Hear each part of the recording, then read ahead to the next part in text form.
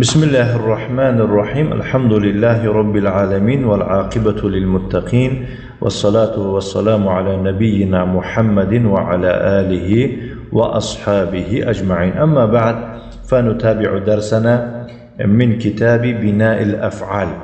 اینک ما درس های خود را دوام میدهیم از کتاب بناء الافعال. این فنی صرف می باشد، یکی از مهمترین فنهای زبان عربی. بعضی علما گفتن که 12 فن است که در تحت زبان عربی داخل می شود. یکی از آنها لغت باشد، دیگر صرف است، دیگر نحو است و دیگر بلاغت است و دیگر املا است. ان شاء الله اینها را به نوبت به اذن الله حق سبحانه و تعالی حیات باقی باشد میگذاریم. و ما و شما با یاردم الله حق سبحانه و تعالی از 35 باب 28 باب را گذشتیم. باب امروزه که میگرفتیم ما با رقم 29 باب می باشد. ان شاء الله اندک مانده است و خیلی هم صرف آسان است. همین صرف را که ان شاء الله به طریق خوب فهمیدید، صرفی که بعد این سر میکنیم ما و شما ان شاء الله تصریف العزی میگوین و اندک مشکلی داره برای نوخوان، لیکن برای شما خیلی هم آسان میشه از بس که آنکه شما صرف بناء الافعال تمام کردگی هستید. نه و میفرماید صاحب متن، صاحب کتاب گویم و خمسة منها لملحق تدحرجه. و خمسة منها، این ها اشاره به همون 35 باب می باشد.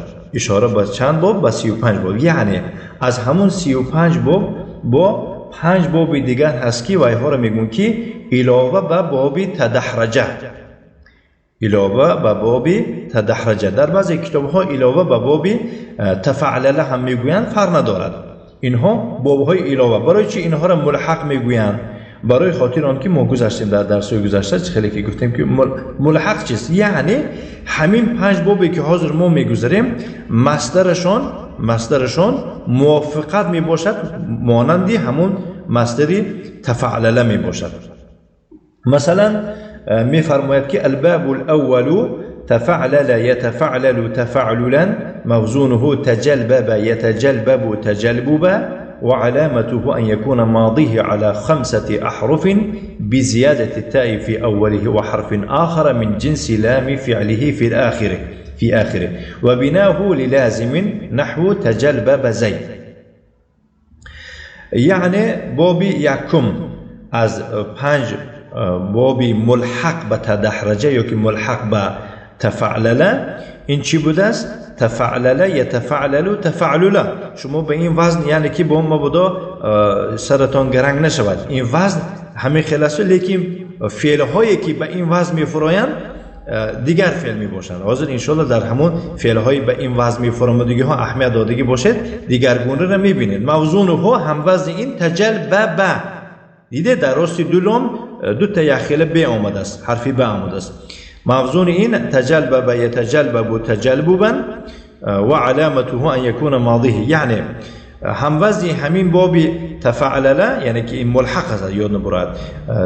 فعلی تجلبب یتجلبب تجلببا می باشد و علامتی این بابی یکم از 5 باب آن است که فعل ماضیش اگر بینید عبارت از 5 تا حرف می باشد. 5 تا حرف. مثلا تجلبب در اصل اساسا این جلبه می باشد، جلبه می باشد.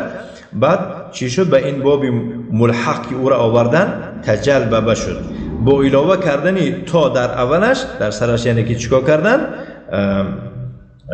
تا آوردن که به همون چی؟ به همون اینها را ملحق میگویند آخر.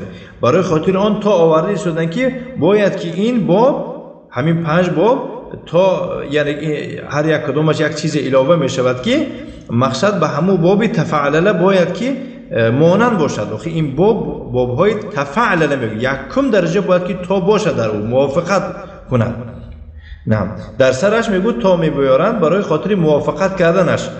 و دیگر حرفی را میارند، یعنی یک حرفی دیگر علاوه میکنند من جنس لام فعله فی آخره، در آخرش از جنسی همون لام فعلش. خیلی که در همون تفعلله 2 تا لام یخیله هست، در وزن میبینید که 2 تا حرف یخیله با آمده ایستاده است. بنابراین از همین از همین علاوه یعنی که دیگرگونی های آخرش یا که در داخلش هم شدنش ممکن است، این میگم که ملحق به تدحرجه.